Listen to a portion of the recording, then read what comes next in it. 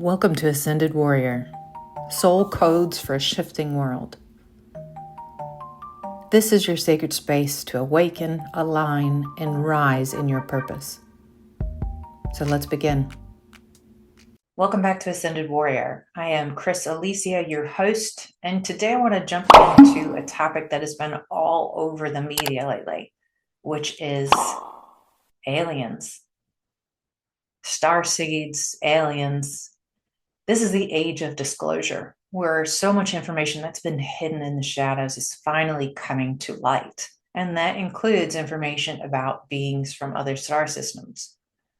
Now, for those in the spiritual realm, starseeds have been something that you're very familiar with. It's something that you likely identify with. Pleiadians, Octurians, Syrians, beings who have incarnated on other planets at some point in their evolutionary cycle and are incarnated here on the planet at this time. Many of you identify with that message. You feel connected to the DNA structure, the light structure of a star being, someone who has experienced life and gained tools from existence on other planets. Well, the world is finally catching up with that idea. Forever, the idea of aliens, of extraterrestrial beings, non-human entities, has been highly diminished. It's been turned into a taboo. It's been made a joke out of. And recently, only recently, as early as 2017, new information started coming out from governments admitting that they did know of things they couldn't explain. There had been unidentified aerial phenomena that they could not explain, UAPs, formerly known as UFOs. And recently, they have disclosed that there are organizations within government that have a mission of tracking UAPs, of finding landed, crashed objects, and of trying to reverse engineer technology. They've even come out, and the whistleblowers have come out and said that they have collected biological matter from non-human entities. So for starseeds, this is not something new. For those who are open to the idea that there is more out there, that there is something much bigger than Earth going on here, this is not new. But for a lot of the world, it is still a really scary concept, which is one of the reasons I wanted to talk on it today. Because the topic itself is a blend of science, spirituality, science fiction. It's mythology. It's interwoven with every part of human culture. And it's only recently that we have made it a joke. So I want to go into all that. I want to talk about the ancient lore, show you some examples that I have seen in my travels to suggest that there were higher abilities in the ancient civilizations, which potentially could mean that they were visited by higher beings. I want to talk about some of the things that I've seen in meditation, and then we'll talk about what's going on right now in the media and why this is on the tip of consciousness for so many people. So if you have studied starseeds, one of the primary planets that comes up, the primary systems, is the Pleiadian, the Seven Sisters. She is in the stars right now. She's in the sky and visible for people right now. In the 1970s, channelers started to make contact with beings that identified themselves as starseeds, as beings from the stars. And one of the things that these beings told the humans that were channeling the information in was that they had been visited before.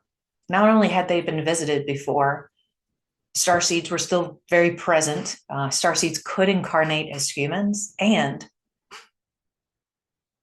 star beings were involved with seeding human consciousness here on Earth.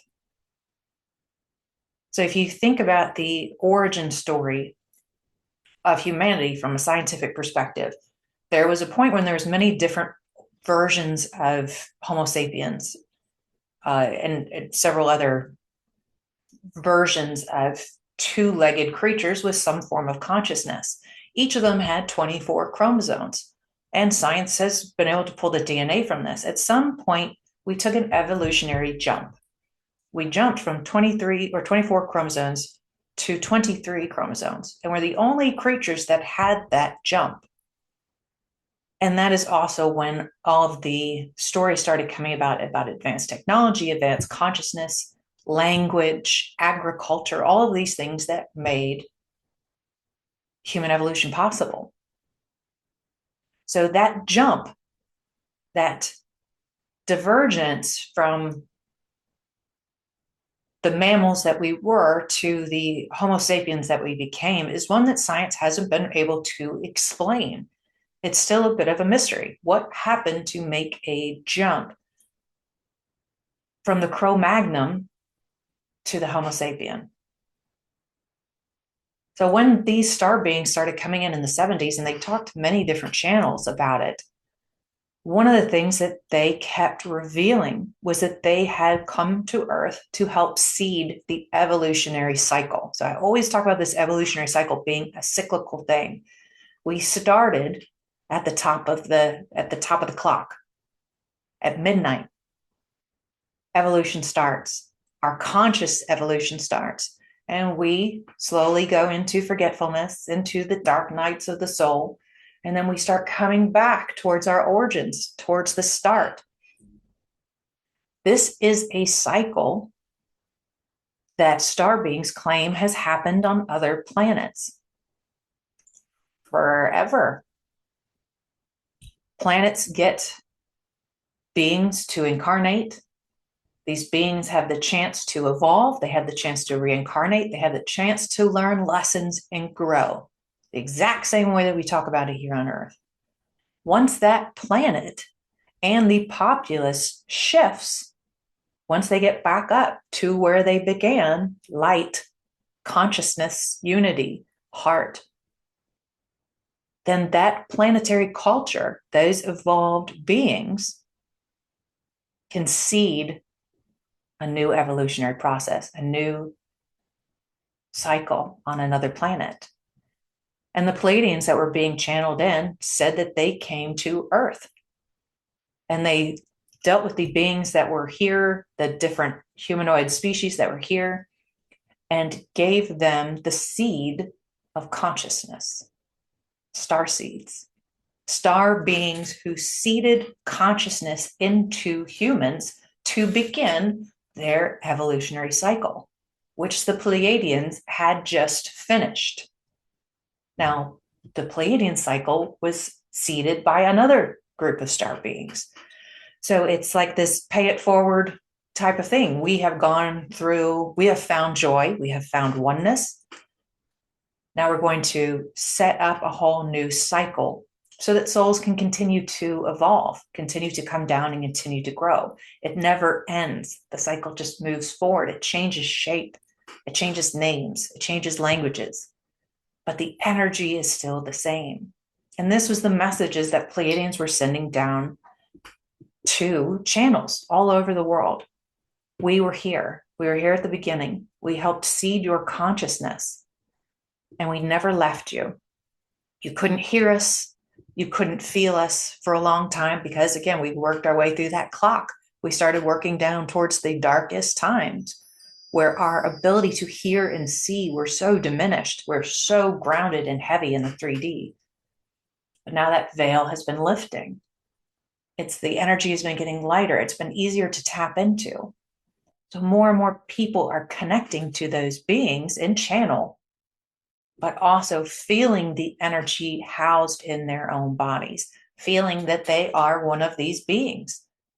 Because the messages of the channels has been shifting. It went from, hey, we were here. We never really left you, but you couldn't hear us, to, are you ready to work? You have done so much. You have awakened so much. You are passing the messages of love and light around the world. Are you ready to connect with us and shift to finish Earth's evolutionary cycle? Conscious evolution. So more and more beings have been incarnating into Earth with that connection to star beings, feeling that they have incarnated on other planets. And it's not just one planet. They can incarnate on multiple different planets at different times in their evolution.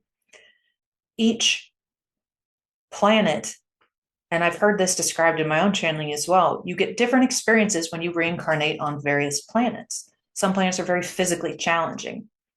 Some are very emotionally challenging. Some are very intellectually challenging. So when you go to those planets and you have an incarnation there, it's like gaining a tool for your toolbox. You go, you have an evolution on Arcturian, which are known to be energetic healers.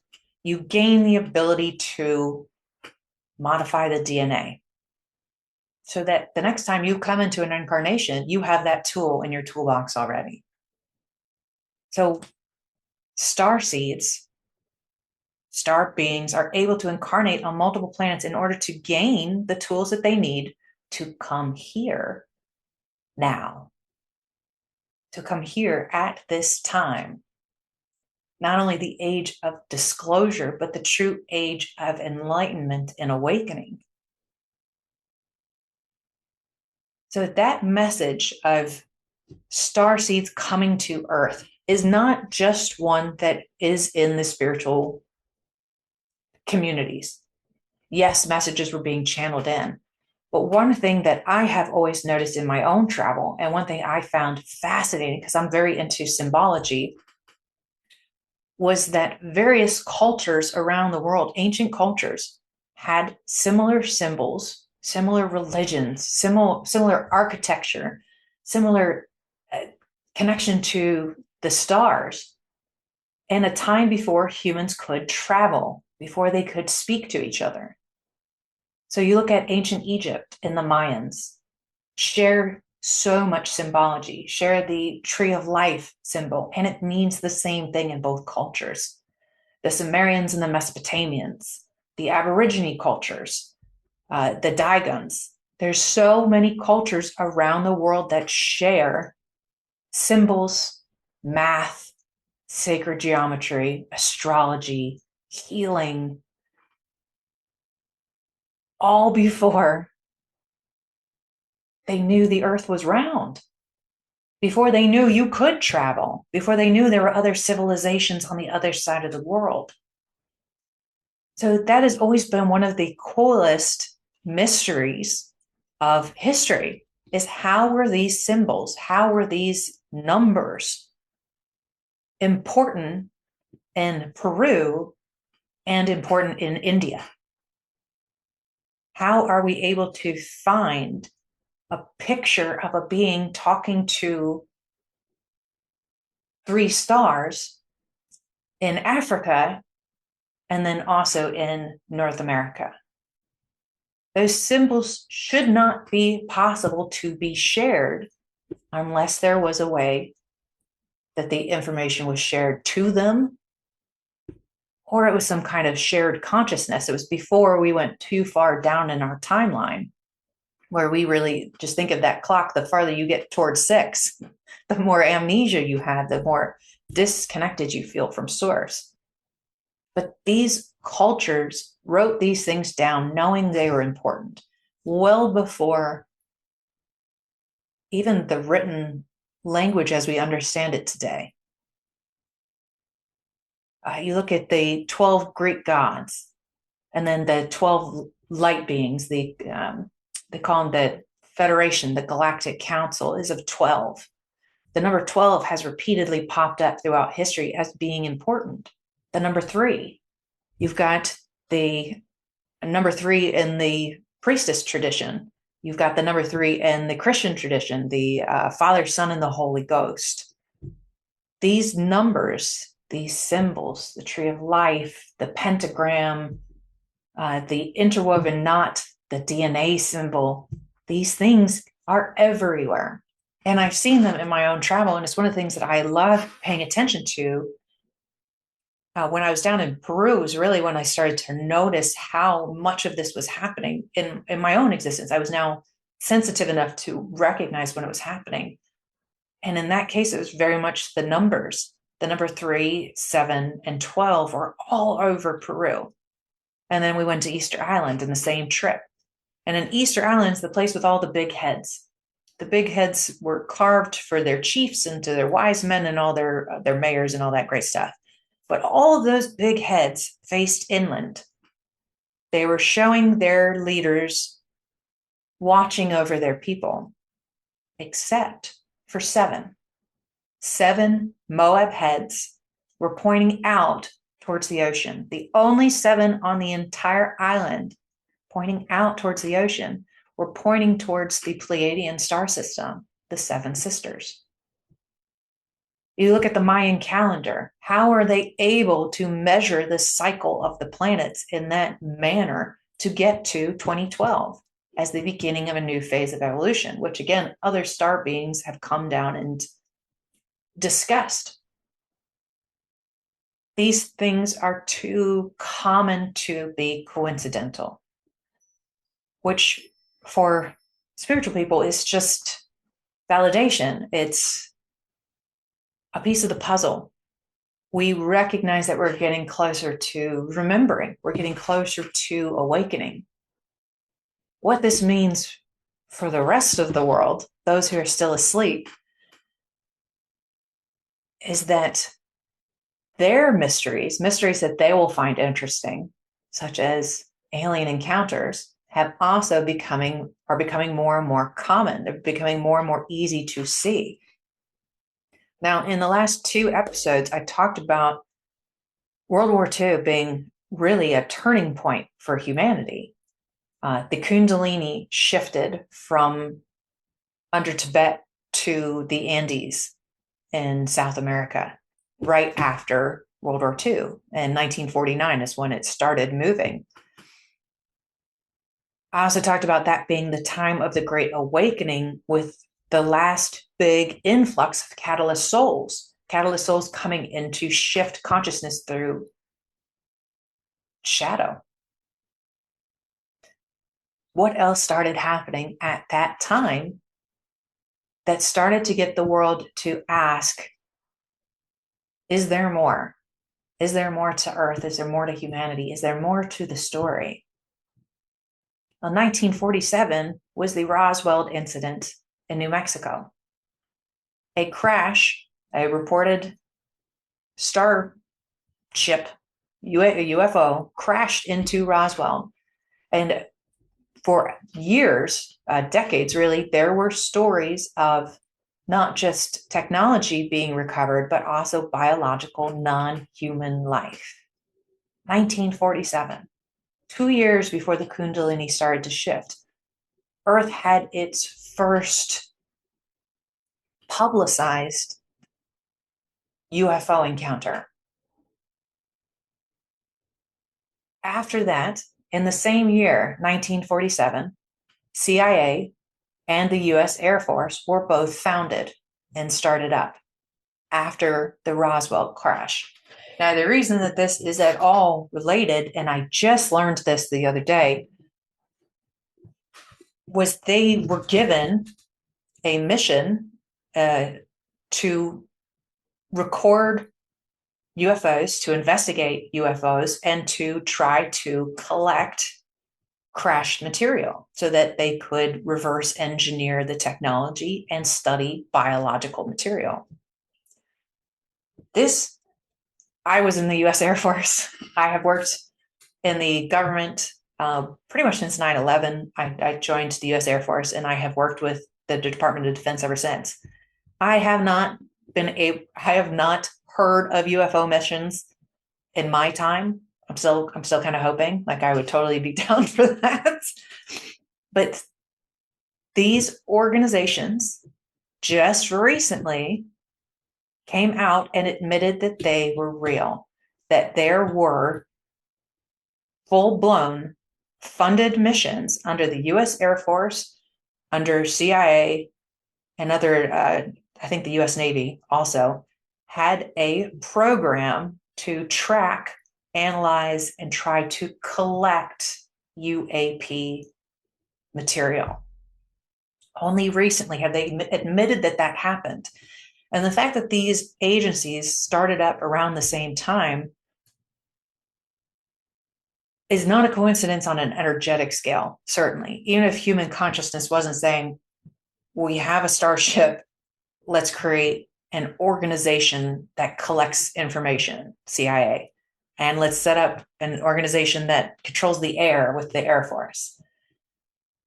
On a conscious level, that might have been, they might not have been created for each other, but on an energetic level, on a spiritual level, it makes total sense that we had the dark night of the soul with World War II, which led to a consciousness shift in how we were willing to treat each other and what we were willing to accept and how we were willing to let the governments control us, lie to us, kill us, enslave us, torture us, leading to the first documented crash, leading to organizations with a mission to identify what else is out there. So energetically, all of this with the Kundalini moving, all of this is happening in the same time in human history. The time right after World War II and the decisions we made and the decisions we didn't make at that time as souls has led to the timeline being sped up exponentially. Kundalini shifting from the masculine into the feminine. Star beings allowing their presence to be known for the first time since those ancient civilizations. Allowing humanity to have proof that they existed, but not so much so that it threw off a world that was already wounded. And then the government sets up organizations to stop information from getting out. Collect, don't disseminate. Collect, don't disseminate. These missions had not been heard of unless you were a part of the organizations that did those operations. You wouldn't know they were happening. And apparently, this wasn't even disclosed to presidents because they didn't believe presidents or leaders of the agencies had a right to know. They didn't have a need to know. The reason they felt that way was because leaders in the military and the government shift. They have roughly 2-year cycles in different branches and different missions before they get cycled out and somebody new comes in. Change of command every 2 years. So why would these organizations feel that that 2-year temporary employee needed to know about this extraterrestrial program that we have? Why would you need to tell a president who's only going to be in office for 8 years unless it somehow affects their political narrative? So for a long time, they just did not say anything. They collected and didn't disseminate. Collect and hold and hide. When you look at the information that has been put out about UFOs, especially with the advent of Hollywood, a lot of it has been focused on making people who claim they have encounters look crazy, about making government officials that come out as whistleblowers and report having seen things as unstable, as untrustworthy, as seditious, and to make alien encounters look violent. Independence Day, aliens came in and immediately destroyed the planet. The message that the world has been able to receive through our beautiful devices is that aliens are bad. They want to hurt us. They want to kill us. But it's just science fiction. There's no way it's real. Until recently. Recently, the narrative has shifted. And there was a documentary that came out just yesterday, and my husband wanted to watch it, so I watched it with him. It's called The Age of Disclosure, and it just launched on Prime, Amazon Prime. Inside of the documentary, it was like ancient aliens combined with alien encounters, all of these different groups that had had TV shows that have been popping up over the last decade came together with government leaders, including like Marco Rubio, James Clapper, military leaders from all of the different branches, pilots from both the Air Force and the Navy, and people who claim to have worked for these government programs that were tasked with retrieving UAP material and bodies. This documentary started pulling the pieces together in a way that was very clean. If you look at a lot of the TV shows, it was very easy to dismiss. It's very easy to dismiss the ancient aliens guys, even though a lot of what they say does make sense. They talk about the symbolism. They talk about the messages that the channels had gotten. They talk about ancient religions, the stories of them encountering extraterrestrials. Like this is stuff that they have at their fingertips, and they share it with the public, but they share it in a way that doesn't always resonate. It still feels hokey. It's still missing that discernment. They want to blame everything on aliens. And I think that's really the term that makes it taboo at this point is aliens. Star beings. It's all just energy. They're not a separate entity from us. We are them. We are connected to them. If you listen to the channeled information, if you look at the ancient civilizations' text and symbolism, our DNA is connected to their DNA. We are made of energy. They are made of energy. So I think that's one of the reasons the TV shows don't really resonate with a lot of spiritual people, because it still feels science fiction. It feels like they're looking for easy ET style answers versus allowing the world to expand and say, this is a consciousness. This is an energy. This is not outside beings who are surveilling us in order to destroy us. That there's never been a message that's resonated with me. And granted, the government is always going to look at these things from the worst case scenario being, if they attack, can we defend ourselves? One of the other things the documentary talked about was that the three countries, there's been encounters and crashes, UAP crashes all over the world, but the three main countries that had documented recovery of these UAPs were US, Russia, and China, the three major world powers at this time. The technology that was recovered is being studied, used, reverse engineered in ways that aren't known. Nobody knows. Unless you're a part of those programs in those specific countries, you don't know. And the US doesn't know what China knows or what Russia knows, and vice versa. The fear on the human side is we will get to the point where we can destroy ourselves. The energy on the spiritual side is it's family coming home. It's family coming back. Long lost family members coming back and reminding us that they're there, that we're part of them, that this is all an intentional journey of consciousness, of evolution. And you can see science bringing it together. You can see the military bringing it together, but they are only willing to go so far. Aliens are an outside entity. And God bless humans for loving the word aliens. It dehumanizes things, doesn't it? We'll go so far, and then we'll go no farther. But one of the doctors on this documentary last night talked about why UAPs weren't heard, how they could move as quickly and as quietly as they could, how they could hover, how they could accelerate up and down, and why there was no noise. And what they said was the energy source around the crafts, because our radar has improved over the last couple of years, they're able to see a reflection, a bubble, a circular bubble around the crafts.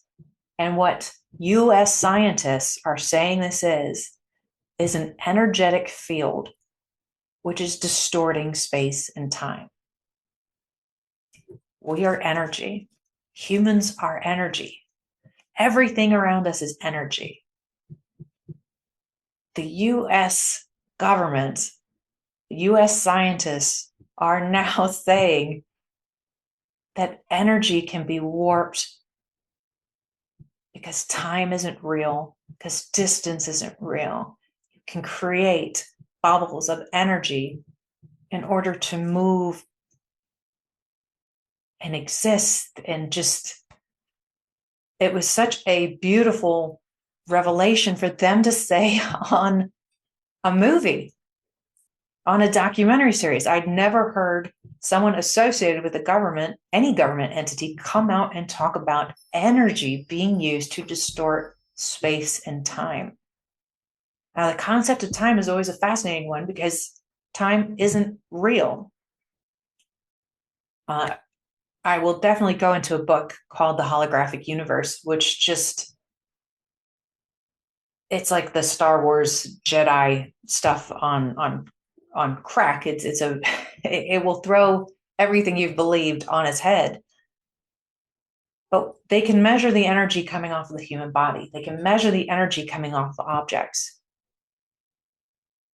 So why not be able to manipulate that energy so that time moves faster or slower or stops? Changing space so that you are here in this moment and you are across the world in the next. If it's all just energy, why isn't that completely possible? And I love the fact that they're talking about that is likely the technology that these UAPs have, which has stumped us for so long, because they're able to see finally in that radar this cylindrical field around the spaceships. The bottom line of all of this, what this means for us, is simply that the world is coming on, the world is getting in line with what spiritual people have known, which is not only are we not alone, but we're connected to this massive energy. We're connected to each other. We're connected to other beings. We have multiple incarnations. There are planets of life forms all over infinity. And the world is getting there through its 3D lens. It's getting there the way that it can, through TV, through social media posts. And it's finally getting to the point where the government is admitting that they know that this is happening, that there are other things outside of the world. The human, the 3D version of getting to this acceptance it's an interesting way to get there, to get to start seeking. People who aren't awake aren't even looking. They're not looking for answers. They're in survival mode. They're in 3D human mode. So when you start throwing things at them that they can't deny, alien exposures, government declassifying information on programs of this nature, releasing pictures, releasing information about biological non-humans. When the 3D gets to the point where that information is coming in enough, they're getting kind of desensitized to it, right? So it's not a shock to their system. That is a new way of getting them to start seeking, to start looking for answers outside of themselves. Think about what it means for humanity to accept that there are beings other than humans. Like, period. There are conscious entities in the universe. What would that mean for culture, religion, our humanity? Would we be able to see each other as a species instead of various cultures and religions and ethnicities? Would we have that wonderful Star Trek moment for all my Trekkies out there? Their first encounter is what caused humanity to stop going to war with each other, because they realized there was a bigger picture. There was something else happening. And it made our differences look petty. So all of these disclosures, all of the TV shows, all of the new channeled information that's coming in, they are providing humanity a slow, comfortable progression into acceptance. And acceptance will likely come in the form for those groups who aren't interested in seeing that, will come in some sort of televised proof.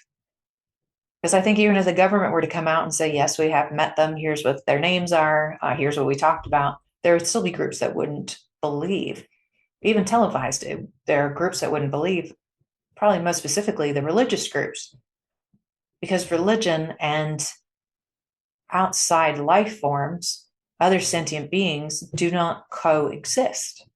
The stories contradict. So this slow exposure feels like it's allowing people who are asleep to get comfortable and curious enough to start saying, what else is out there? Maybe I should meditate. Maybe I can have an experience. Maybe I should listen to this message that this guy over here channeled, because that's exactly what the government just said that they were doing over here. So it's offering all this validity to what spiritual beings have been saying, that there are star beings, that they have been a part of our existence, that they have seeded consciousness. And there's so much more reported activity in the 3D world and the spiritual world, because we're getting ready, we're shifting. We're getting towards the end of our evolutionary cycle. We're reaching consciousness as a planet. Now, what that does to those who are asleep and reality and all that, it's a totally different stories. But even I have had the Pleiadian mothers come in my channeled messages and tell me, we're here, we're ready, we're listening, we're with you. They call themselves the mothers because they seeded human consciousness. So definitely check out that documentary if you're at all interested in hearing the government's perspective on it. Now, I will say, and I told you very clearly, I have not seen any UFO documents in my time with the government. I've never heard of any missions like that. However, I do know the government, and I do know that they are very good at smear campaigns. They're very good at making people look crazy, stupid, unreliable, power hungry, fame hungry. So be discerning when you read the reviews on anything related to this topic, because the government has a lot of reach and they are not incentivized for you to wake up, because we're harder to control. We are much easier to control when we are sleeping and when we're in fear. So feel, receive that information with your heart and see how it feels. If you already connect with that, if you're already a star being, holler, let the world know, share your story, share what brought you to that remembrance, because there's so many people connecting with it in brand new ways. And it's going to be scary for them. They're going to feel like they're going to be judged, like they're going to be ridiculed. Because intelligence, it doesn't allow logic, the way you have been taught in schools and jobs and everything else, and how society treats you, will not allow you to make that leap without some faith. You got to have faith in what you believe in order to open yourself up to what's possible. And a lot of people are on the edge of that jump, but they're not comfortable with waking up. They're not comfortable taking the leap into the weird, into the woo-woo, into the supernatural, into the spiritual.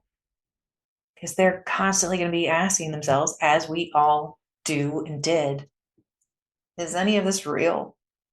How can I tell when it's real?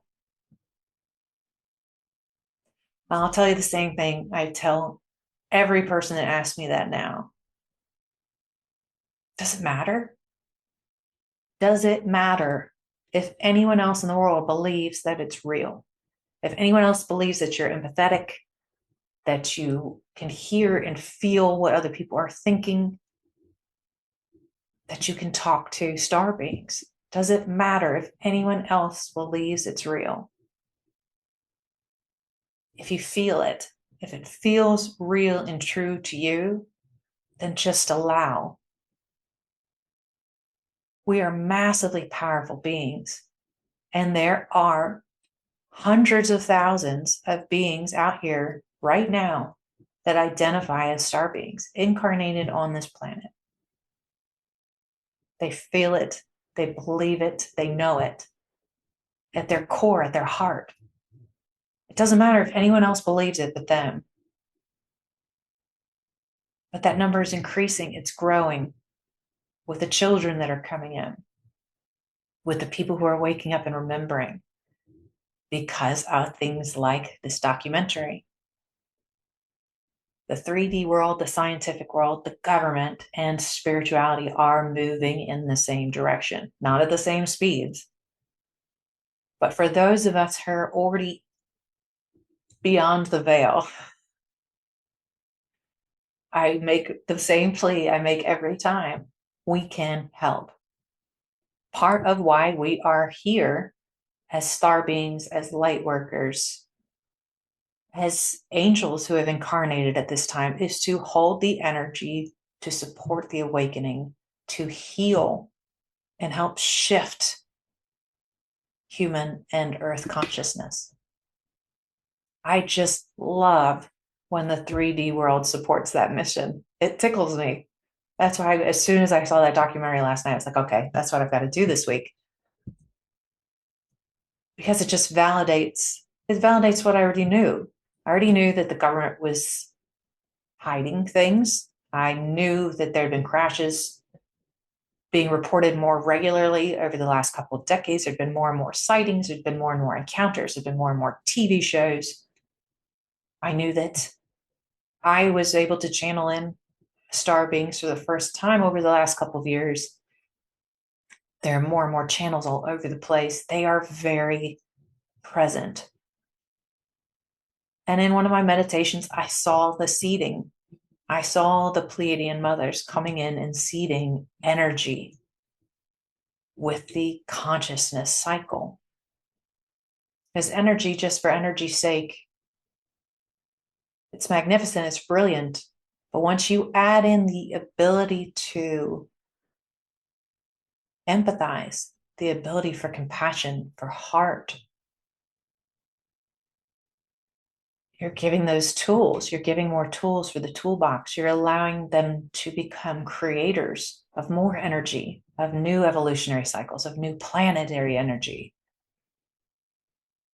Where we fit into all of this and what this all means, it's still a mystery. It's still a journey. No one being has all the answers. And I actually find that really exciting. There's no one book you can read to feel 100% fully connected to your spiritual truth. It keeps evolving. Earth is evolving with us, talking about the Kundalini shift. Humanity, the sleeping humans, are evolving with us. They just don't know it yet. Oh, welcome them in. Embrace our new brothers as they awaken to the truth that not only is there something much larger going on in this universe, but we are a major, major part of it. So until next week, please subscribe, like, rate the podcast. If you subscribe, you'll get notified for all upcoming podcast events. Next Thursday, we will do another episode, whatever Spirit guides me to do. And please check out that documentary if you're at all interested, or just see the YouTube clips on it. Humanity's, it's getting there. We're finally getting to the end of the race. So until next time, my lovely beings, love and light.